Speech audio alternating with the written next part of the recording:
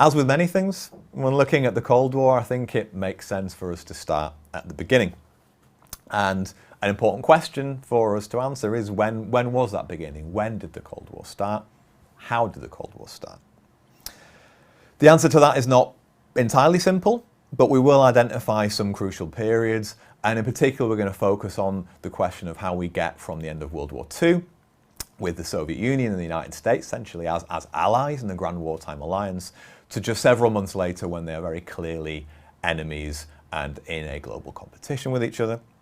And we're also going to address one of the biggest questions that historians have asked for many years about this period, which is who was to blame? Right? Whose fault is it that we get from this period of cooperation and alliance into this period of tension and competition? This is a very big question. This is something actually we're going to talk about in depth in this talk, and we'll also carry on in our next talk too in a slightly different fashion. Okay. So to start with, in terms of thinking about origins, we can really take the origins of the Cold War back quite a long way and think about developments that happened in many ways well before World War II. And although there are some historians who would go even further back, I think probably the most useful place to start thinking about things is around World War I. And why I think World War I is important is that there are two major developments here. The first is, of course, the Russian Revolution. This is the point at which the Soviet Union really emerges, right? That we have one of the great grand world powers become a communist country. Right? It'll take a few years for it to really be established, but 1917 is when we first get this beginning.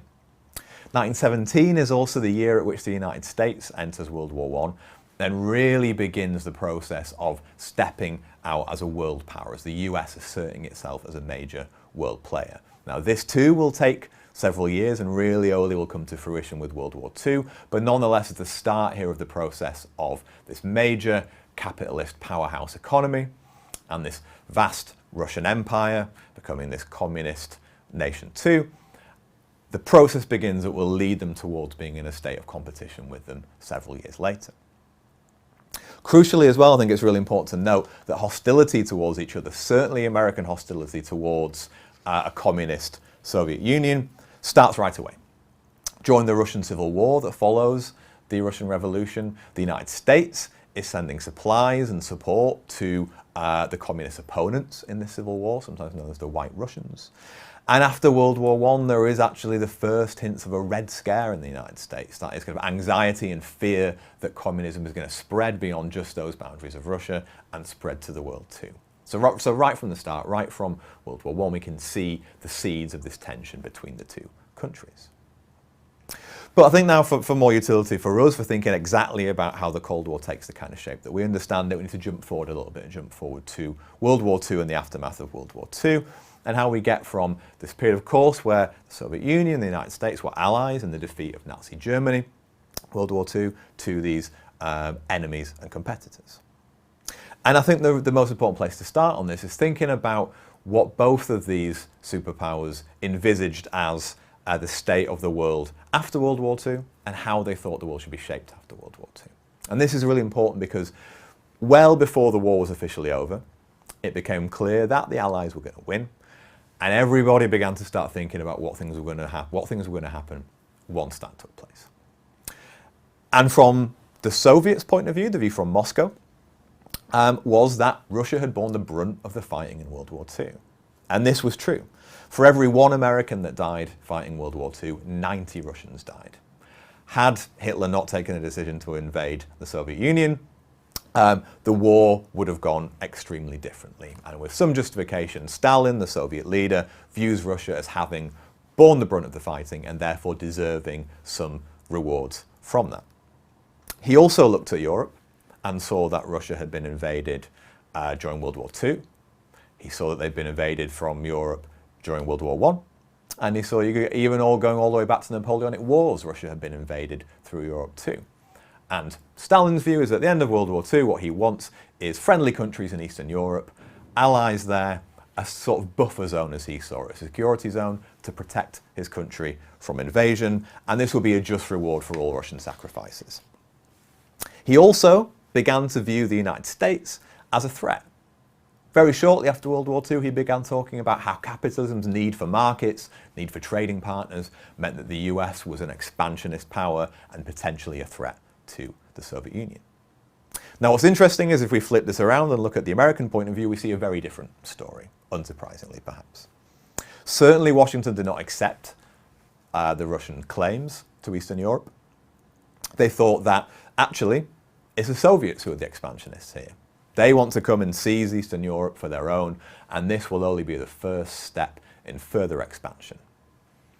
And in some ways, it's not difficult to see why they thought this. Communism is in many ways an expansionist ideology, right? The idea of communism is that it will spread, other countries will come on board, and it seems like Stalin is simply grabbing Eastern Europe for his own benefit.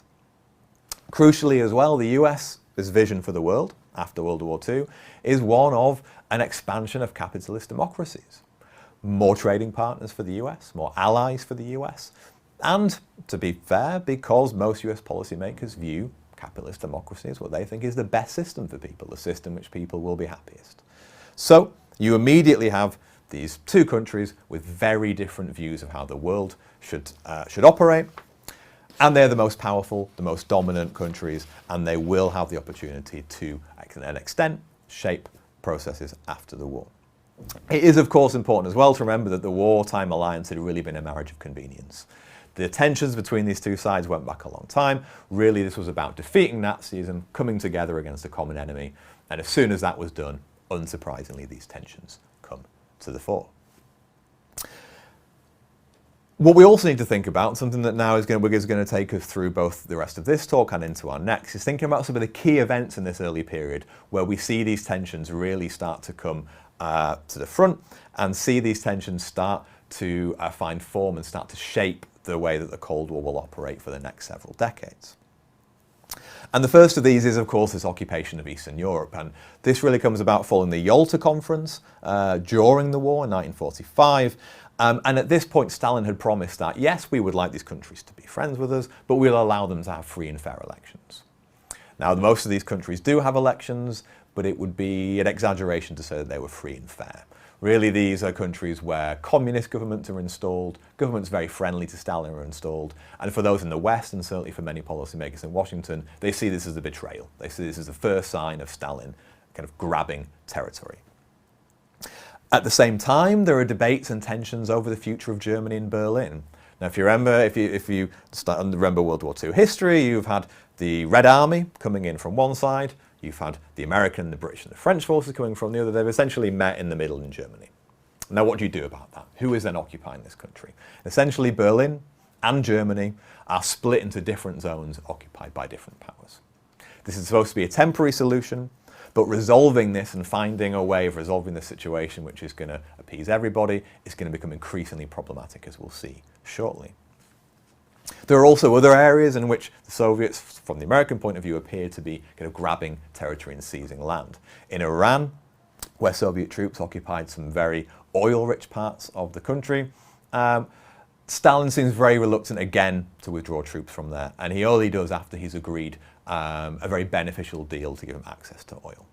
Again, from his point of view, this is simply sensible, this is pragmatic, this is achieving a goal of gaining access to supplies he needs. From the American point of view, this is Stalin seizing territory and exploiting it for his own gains. So the difference here is the Americans are seeing this as ideologically motivated. They're seeing this as communist expansionism, and crucially they begin to think and look around for ways of handling this. And the idea that really becomes the most prominent strain of thinking in America is one of containment. And the idea of containment really comes from a man called George Kennan.